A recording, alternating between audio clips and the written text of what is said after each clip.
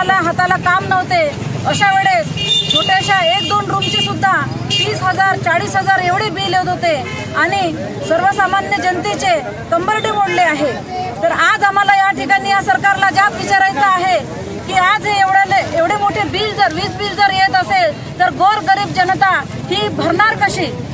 आज त्यांना पोटाला खायला अन्न नाही आहे, आज मजुरी मिळत नाही आहे आणि वीज बिल जर एवढे येत असतील तर आज गोरगरीब जनता वीज बिल भरणार कसे? या आघाडी सरकारने खूप कमाल करून ठेवलेली आहे की गरिबांना सुद्धा सोडत नाही आहे आणि आज प्रत्येक ठिकाणी आपण बघत आहोत प्रत्येकाची वीज बिल आहे। वीज बिल पाहता सर्वांनी वीज बिल भरणार नाही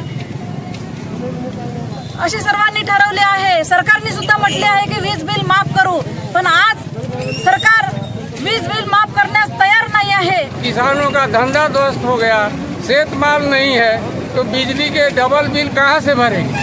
सरकार पूर्व में कुछ आश्वासन दिया था कि हम कुछ विचार करेंगे, कम करेंगे, लेकिन अभी तक इसके बारे में कोई फैसला सरकार ने लिया नहीं है। ये गूंगी बहरी सरकार जब तक नहीं जागेगी तब तक हम बीज बिल नहीं भरेंगे और इसका नाम आज होली जला रहे हैं बीज बिल का। विकास आघाडी खोटारडी सरकार आहे आणि हे गरीब शेतकरी आणि सर्वसामान्य लोकांचा विश्वासघात केलेला आहे। म्हणून आम्ही भारतीय जनता पार्टीतर्फे गडचंदूर शाखातर्फे आम्ही सर्व मिळून या महाविकास आघाडीचा निषेध करतो आणि आम्ही अशी मागणी करतो की या लॉकडाऊनमध्ये 3 महिने जे भी वाढीव बिल आले होते ते वीज बिल तात्काळ मागे घेण्यात यावे।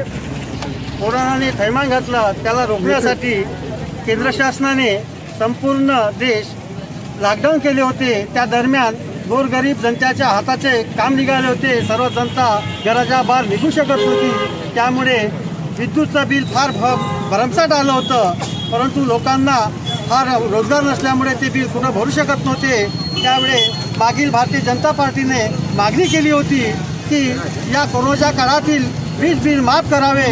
त्यावेळी महाराष्ट्र सरकारने बोलले होते की आम्ही 100 युनिटपर्यंत आम्ही विद्युत बिल माफ करू, परंतु तेच सरकार आता ते निर्णयास नकार आहे। त्याकरिता आम्ही भारतीय जनता पार्टी गडचंदूरच्या वतीने आज वीज बिलाची होळी करीत आहोत व वीज बिलाची पूर्ण माफ करावे अशी आमची मागणी आहे। कोरोनाचा प्रादुर्भाव वाढलेला होता, त्यावेळी सर्वांच्या हाताचे काम गेलेले होते, उद्योगधंदे गेलेले होते, नोकऱ्या गेलेल्या होत्या।